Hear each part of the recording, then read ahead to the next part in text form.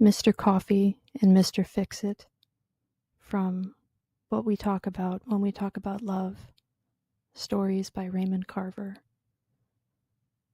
Mr. Coffee and Mr. Fixit. I've seen some things. I was going over to my mother's to stay a few nights, but just as I got to the top of the stairs, I looked and she was on the sofa kissing a man. It was summer, the door was open, TV was going. That's one of the things I've seen. My mother is 65. She belongs to a singles club. Even so, it was hard. I stood with my hand on the railing and watched as the man kissed her. She was kissing him back and the TV was going. Things are better now, but back in those days when my mother was putting out, I was out of work. My kids were crazy and my wife was crazy. She was putting out too. The guy that was getting it was an unemployed aerospace engineer she'd met at AA. He was also crazy. His name was Ross, and he had 6 kids. He walked with a limp from a gunshot wound from his first wife. I don't know what we were thinking of in those days. This guy's second wife had come and gone, but it was his first wife who had shot him for not meeting his payments. I wish him well now. Ross. What a name. But it was different then. In those days I mentioned weapons.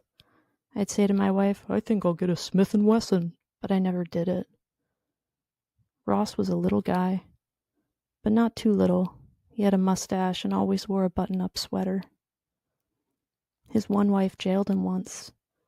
The second one did. I found out from my daughter that my wife went bail. My daughter Melody didn't like it any better than I did about the bail.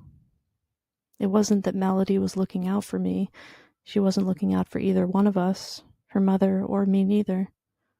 It was just that there was a serious cash thing, and if some of it went to Ross, there'd be that much less for Melody. So Ross was on Melody's list. Also, she didn't like his kids, and his having so many of them. But in general, Melody said Ross was all right. He'd even told her fortune once. This guy Ross spent his time repairing things, now that he had no regular job. But I'd seen his house from the outside, and it was a mess. Junk all around. 2 busted Plymouths in the yard.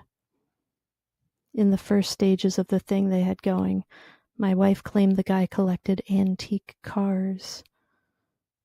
Those were her words, antique cars, but they were just clunkers. I had his number, Mr. Fixit.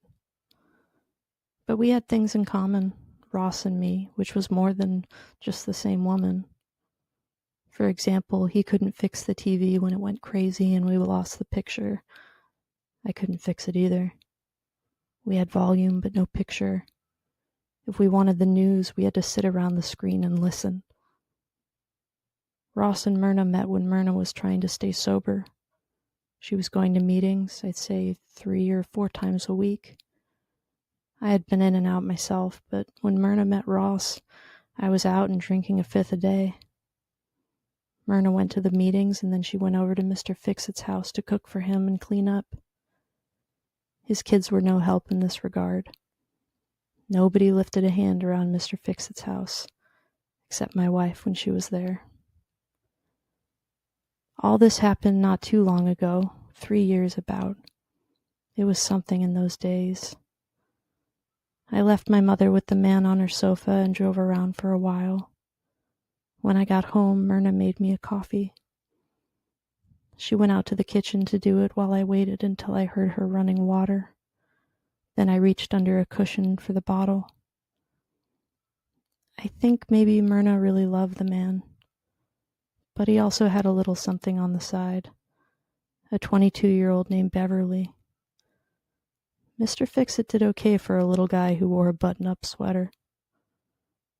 He was in his mid-30s when he went under, lost his job and took up the bottle.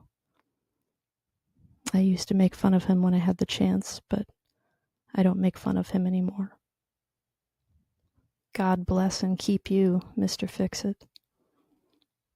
He told Melody he'd worked on the moonshots. He told my daughter he was close friends with the astronauts.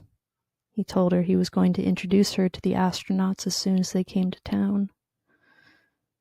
It's a modern operation out there, the aerospace place where Mr. Fixit used to work. I've seen it. Cafeteria lines, executive dining rooms, and the like. Mr. Coffee's in every office. Mr. Coffee and Mr. Fixit.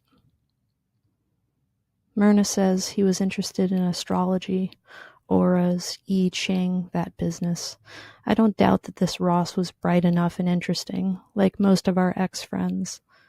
I told Myrna I was sure she wouldn't have cared for him if he wasn't. My dad died in his sleep, drunk, 8 years ago. It was a Friday noon and he was 54. He came home from work at the sawmill, took some sausage out from the freezer for his breakfast, and popped a quart of Four Roses. My mother was there at the same kitchen table. She was trying to write a letter to her sister in Little Rock. Finally, my dad got up and went to bed. My mother said he never said good night, but it was morning, of course. Honey, I said to Myrna the night she came home, let's hug a while and then you fix us a real nice supper. Myrna said, wash your hands.